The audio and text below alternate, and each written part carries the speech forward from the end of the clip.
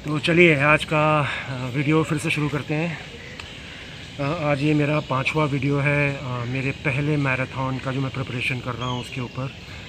और latest update ये है कि अगले महीने जो है अक्टूबर 25 या 26 तारीख को दिल्ली कैंट में एक रनिंग इवेंट होने वाला है जो कि इंडियन आर्मी के द्वारा प्रस्तुत किया जा रहा है। तो आज ही मैंने उसके लिए एनरोल कर दिया है। और अगर आप भी 3 किलोमीटर या 5 किलोमीटर या 10-21 किलोमीटर आप भागना चाहते हैं तो मैं लिंक जो है डिस्क्रिप्शन में दे दूँगा, आप वहाँ जाके अपने आप को रजिस्टर कर लीजिएगा।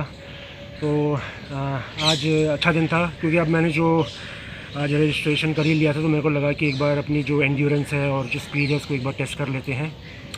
तो आज मैंने जैसे ही पार्क में एंटर हुआ मैंने एक 4 किलोमीटर की फास्ट रनिंग की, जो कि मैंने करीब 19.5 मिनट में मैंने उसको पूरा किया। अगर मेरे पास और एक कैमरामैन होता तो वो मेरी रनिंग को अच्छी तरह कैप्चर कर सकता था, और लेकिन अनफॉर्चुनेटली मैं अकेला सोलो रनिंग कर रहा हूँ, सोलो वीडियो लेता हूँ। तो आपको मेरी बात को मानना या नकारना दोनों का ऑप्शन है आपके पास। लेकिन ये बहुत ही अच्छा रन था। पहला राउंड तो बहुत ही अच्छा गया, दूसरे राउंड में मेरे को गिव अप करने का बहुत मन कर रहा था, लेकिन मेरे को लगा कि नहीं, जैसे तैसे भी हो आपको ये भागना पड़ेगा क्योंकि कंप्लीट तो करना ही था। तो बीच बीच में थोड़ा अपने आप को रिलैक्स कर रहा था और फिर बीच में मैं थोड़ा तेज़ भागता था। तो 19.5 minute is a good run. मेरा जो फास्टेस्ट 5 किलोमीटर का रन है वो करीब 25.5 मिनट के आसपास का है। तो इस बार मैं कोशिश करूँगा कि मैं 25.5 मिनट से मैं नीचे ही उसको कंप्लीट करने की कोशिश करूँ, लेकिन अभी मेरे पास 1 महीने का टाइम है। तो चलो।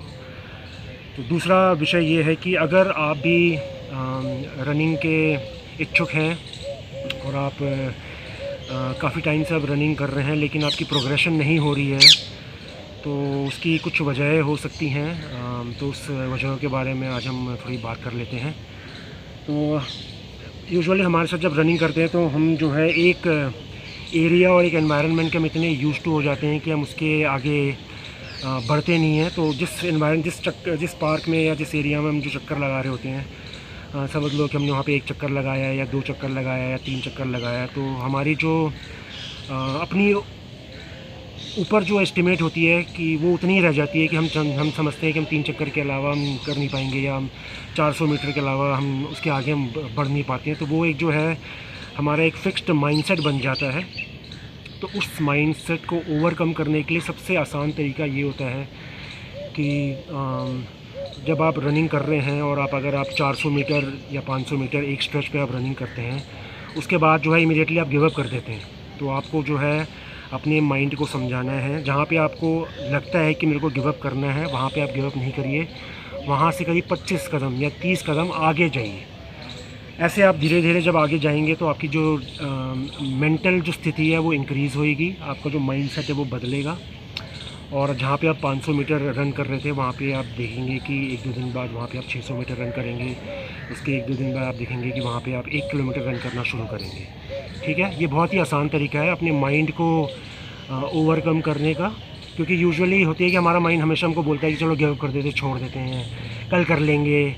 वो उस जो लेज़ीनेस है उस माइंडसेट में हमें बिल्कुल नहीं आना है। जहाँ पे आपको लगता है कि हाँ अब मैं यहाँ से आगे नहीं भाग पाऊँगा, कोशिश करिएगा कि वहाँ से हम 100 मीटर जो है आगे भागें। दूसरा तरीका ये है कि आप अपने एनवायरनमेंट को चेंज कर लीजिए। अगर आप रेगुलरली एक पार्क में या एक एरिया में आप रनिंग कर रहे होते हैं तो कोशिश करिएगा कि दूसरे एनवायरनमेंट में आप जाइए, क्योंकि दूसरे एनवायरनमेंट में आपके लिए जो माहौल होगा वो सारा नया होगा। आप जो जिस डिस्टेंस में आप भाग रहे होते हैं, जहाँ पे आप रोक रहे होते हैं, आपने ऑलरेडी इसको फिक्स करके रखा होता है। तो नए एनवायरनमेंट में वो जो आपका फिक्सचर है वो बिल्कुल भी नदारद होगा, क्योंकि आपको पता नहीं होगा कि आपको कहाँ रुकना है या कहाँ नहीं चलना है। तो वो एक तरीका हो सकता है कि आप थोड़ा जो है रनिंग जो है ज़्यादा कर पाएंगे। तीसरा तरीका ये है कि अगर आप रनिंग करते टाइम अपने टाइम को देखते रहते हैं बार बार कि भैया अच्छा चलो ठीक है अब 10 मिनट में मैं भाग चुका हूँ या 15 मिनट में भाग चुका हूँ, तो आपको अपना ये टाइम देखना जो है उसको स्टॉप करना होगा।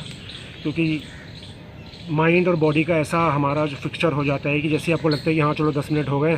मेरे साथ भी ऐसे हुआ था, जैसे मैंने अपने प्रीवियस वीडियो में मैंने शेयर किया, आप जाके इसको चेक करिएगा कि मेरा जो मैं 5 किलोमीटर यूजुअली भागता हूँ, तो मैंने बताया था कि मेरा जो थ्रेश होल्ड है वो करीब आधे घंटे का है।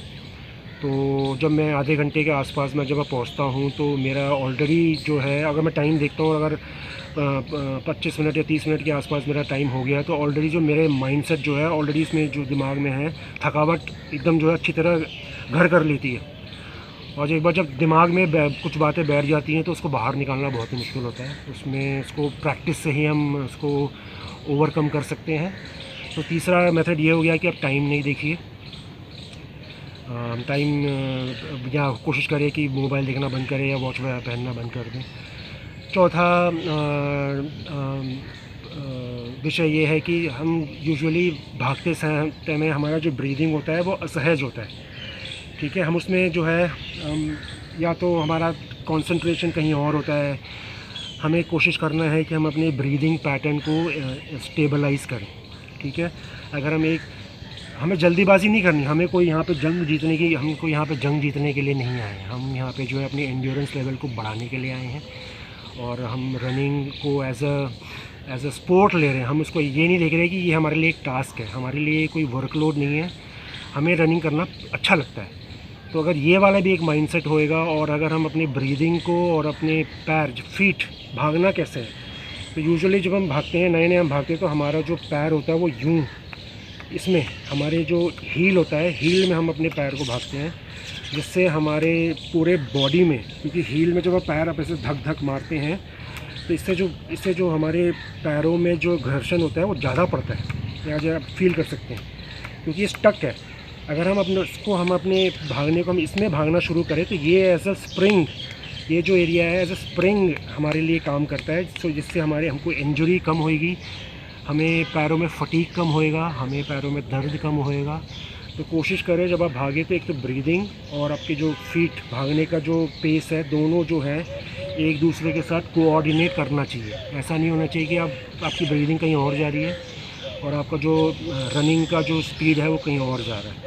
तो हमें याद रखना है कि हमें हील में नहीं भागना है, हमें भागना है अपने इसमें पाम में। ये हमें जो है स्प्रिंग का काम करता है, समझ गए आप।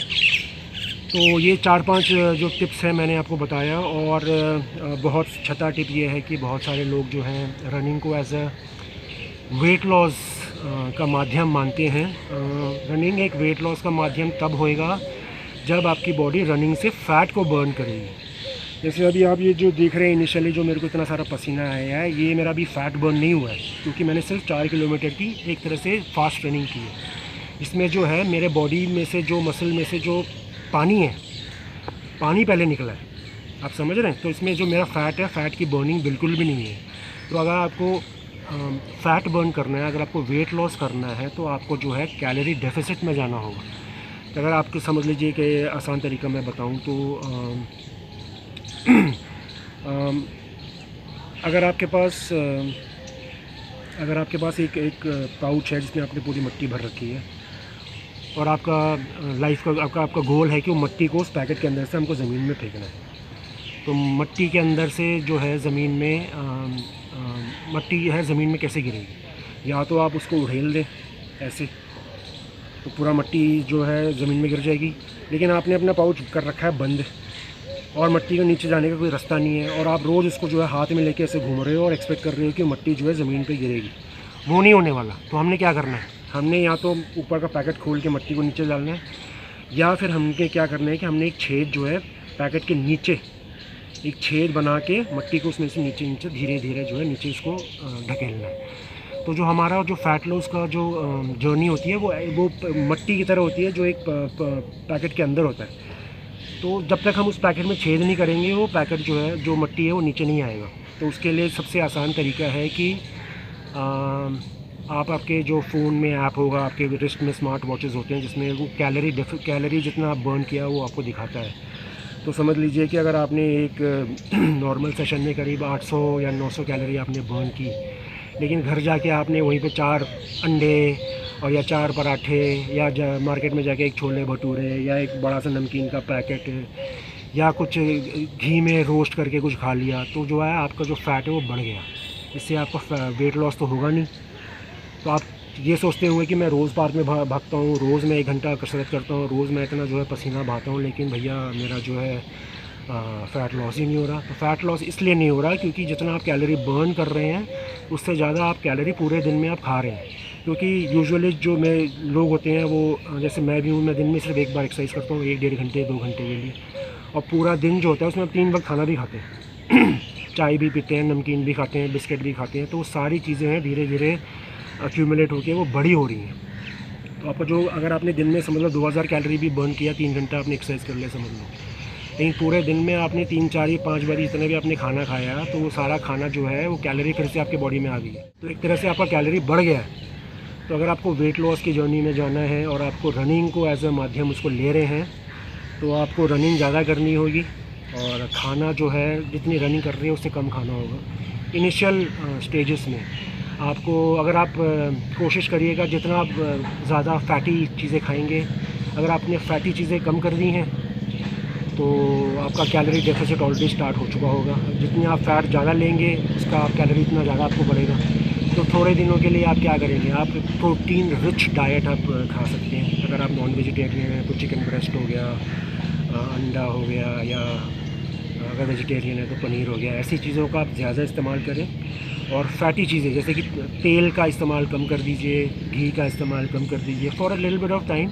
और अपनी प्रोग्रेस को आप देखिए, अगर आपकी प्रोग्रेस आपको ठीक लगती है तो इसको आप कंटिन्यू करिएगा। या आपका गोल कितना है आपका वेट कम करने का, वो भी आप देख लीजिएगा कि अनटिल अनलेस आप कैलोरी डेफिसिट में नहीं जाएंगे आपका वेट लॉस नहीं होने वाला। चाहे आप जितना भी भाग लो, जितना भी आप पसीना बहा लो।